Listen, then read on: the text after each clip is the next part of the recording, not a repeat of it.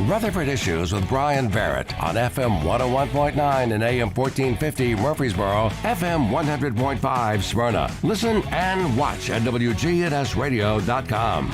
Rutherford Issues is powered by Middle Tennessee Electric, and since 1936, they have helped provide light, comfort, and connection here in our community.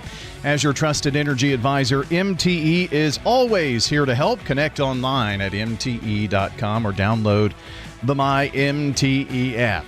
Well, we're going to introduce you today to Bravo Borough, and we've got a studio full of guests this morning. And let's just kind of jump right into it. We've got joining us today, Ted Verbaden. Is that right? That is Did I get correct. it? Okay. Yep, Pull up real close to that, my friend there. And you and Cindy. Cindy is kind of the director of what we're going to be talking about here in just a second. But who, first of all, wants to kind of give us what is Bravo Borough? Can you do that, or Cindy, or Marian, right? Marian's Yeah, gonna take that. absolutely. Marian Storvik is here as well. I'll tell you who they're playing in the upcoming show, but, Bravo Borough is something that maybe is a hidden gem here in our community, huh? Absolutely. Bravo Borough is a local theater community here in Murfreesboro, and they have a lovely mission. It's about bringing the community in. Everyone who works at Bravo Borough really loves theater, but we love people more. And we wanted to create a space where people who have never acted, directed, or even worked backstage in any capacity, they get the opportunity to do just that. You know, spread the love of art and be able to create an atmosphere where people can come and enjoy spending time together once the show is closed, and know that they're always welcome to come back and enjoy the love of theater, you know? How long has Bravo Borough been around? This is our third year. Okay. Yeah. Very good. And where are all of the performances? What, do you have a theater? Or? Yeah, so Bravo Borough is doing them at Mills Pate Arts Center. And that's a 7120 Old Nashville Highway. It's kind of the Murfreesboro, Smyrna, Murfreesboro area. Yeah. Murfreesboro, that's good. Smurfreesboro, I like that. And we perform November 8th through the 10th, so we open up this Friday. And we have 2 weekends, so the 8th through the 10th, 15th through the 17th. And our Friday, Saturday shows start at 7:30, and our Sunday shows start at 2. Okay. Well, we'll keep reminding you about that. The show is Of Mice and Men, right? Yep. All right. Good deal. One voice you haven't heard is Chris Brock, and you are playing Lenny Small, right? Yes, I am. You're not very small, though. You're a very tall drink of water, so how does that work? Well, it's a unique character for a unique size. The bigger you are, the better you are to play Lenny. So They sought you out, you know? I've seen my picture next to other people on stage, and when my head is above everyone else, I think, Lenny might be perfect for me. How long have you been involved with Bravo Borough? This is my second production I've been a part of. First one ever out on stage. The last one was with Julius Caesar earlier this year, and I was assistant to the stage manager in the back. And I kind of helped hand out props and that kind of thing, keeping things in line. So, and I know you and your family very, very well, and you're not a very shy person, so that wasn't a big leap, I guess, to come out front, right? I'm shyer than I let on. This was it's been a stretch. Has it? And Yeah. It's been a push out of my comfort zone for sure. But I've so appreciated it. It's given me so much more confidence and so much more expression that I just can't even bring words to it. It's just been really special. Lots of run-throughs, practice, memorizing lines. I mean, Yes. There's a lot to that, isn't it?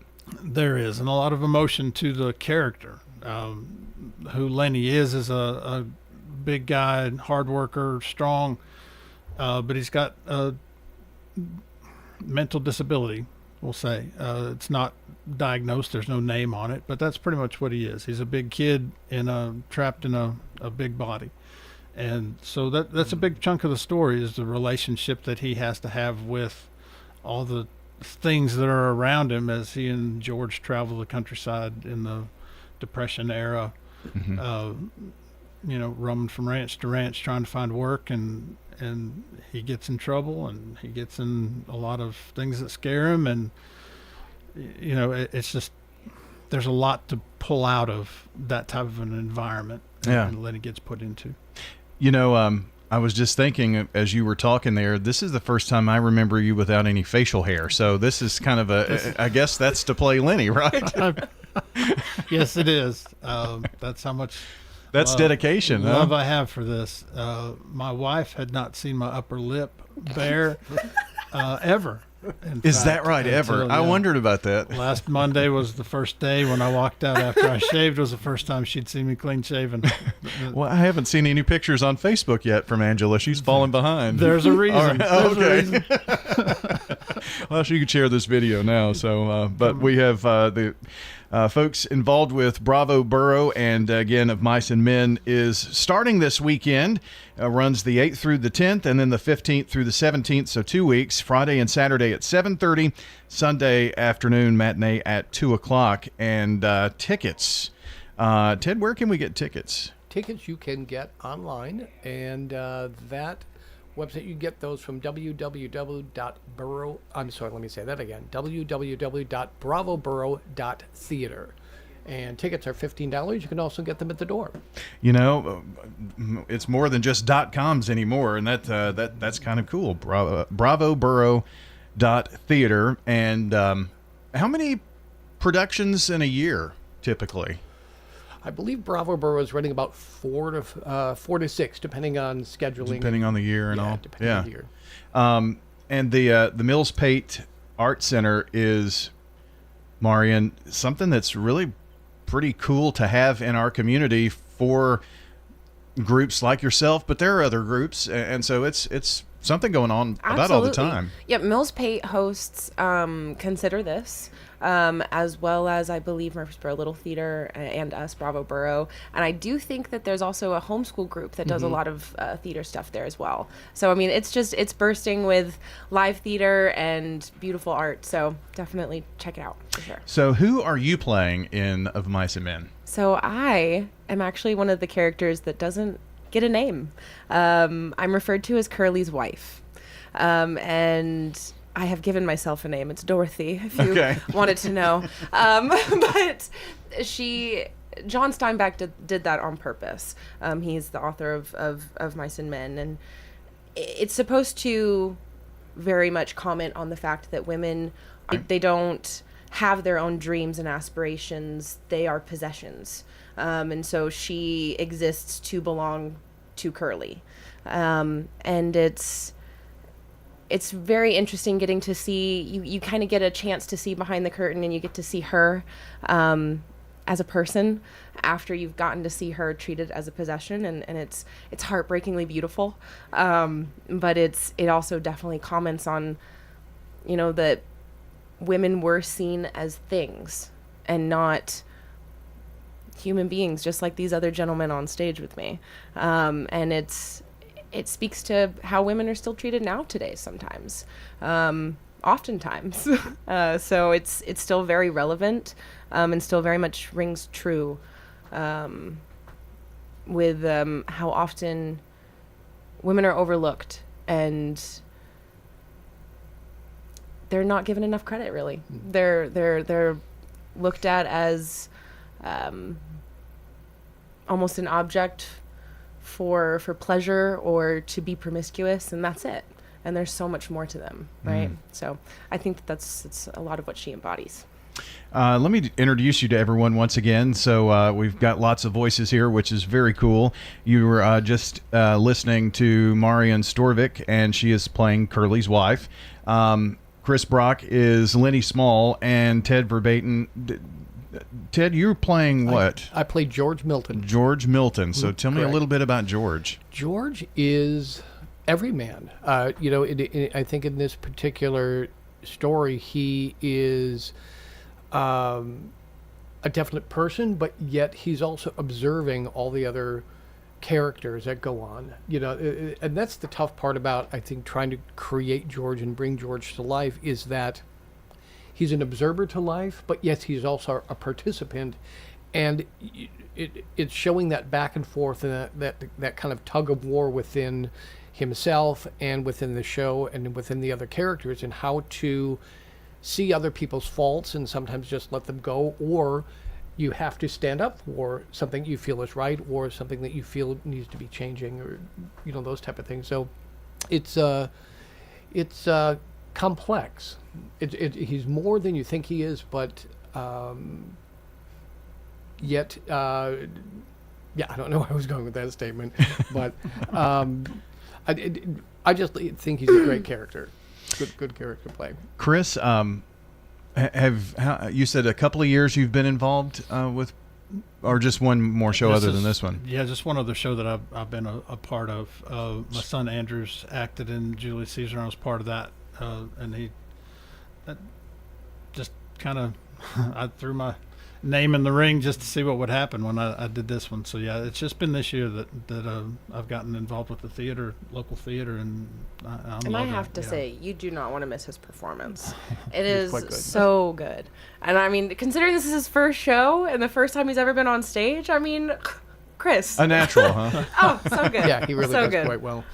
So, what drew you to that? I'm sure this was a great opportunity for Andrew and Julius Caesar to be on stage. He does a lot of singing on stage and things of that nature, but it just gives him the opportunity to do that. Same for you, I guess. But it's fun, I would assume, or otherwise you wouldn't do it. Yeah, there's a lot of it that is fun. Andrew is more comfortable on stage than off most of the time. I'm not that way. You're the opposite? Yeah, I'm pretty much the opposite. I'm not petrified of being on stage, but it's never been a place that I've been comfortable with. This story is really the only reason that I'm on the stage is because of the story. And it's a terrible story. It's one that I hate, but I love it. It's one that needs to be told. There's things there's things in life that are really hard to take. They're really hard to hear. They're really hard to be a part of. And I think that's the good part about this story is there's a place for everybody to feel where their part is. Even watching it, yeah, it's a period piece. Yeah, it's set back in the Great Depression. But there's pieces that today when my hope is that when everybody leaves, they're leaving questioning where they fit in that story. Exactly. And how which piece do they fill? How would they react? How would they deal with? What would did they feel any of those things in their life? It's a story about relationship and loneliness. It's a story about hope, dreams, even though they're really hard to get to. But it's such a good story, but it's such a terrible story. and the themes of the story definitely, I mean, they date back even farther than just the 1930s with John Steinbeck's writing. He very much draws parallels from biblical stories like Cain and Abel and Paradise Lost with Adam and Eve. I mean, there's even technically a reference as far as George Milton's last name with John Milton being the writer to Paradise Lost. There's that little Easter egg in there on that one. But it asks this question of, am I my brother's keeper? And George and Lenny are such good friends to the point where they are brothers. They're inseparable. But at what point is George and or Lenny, responsible for themselves and not the others, right?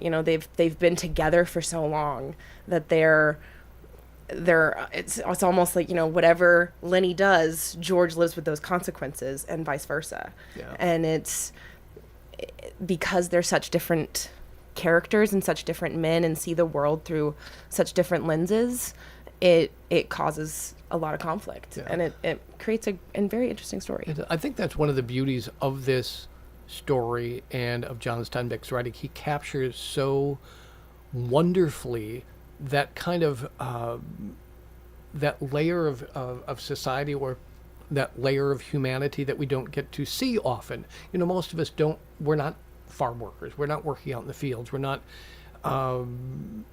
sitting in these situations. But it's giving that opportunity to take a look at what do people do in desperate situations. What choices do you make? What choices don't you make? Chris, you may be a little more attuned to farming and all that kind of thing because it was the family business with your wife and the whole family out there too. But so let me wrap up with this. It seems like a great place for anyone that's interested in theater. And more information, bravoborough.theater.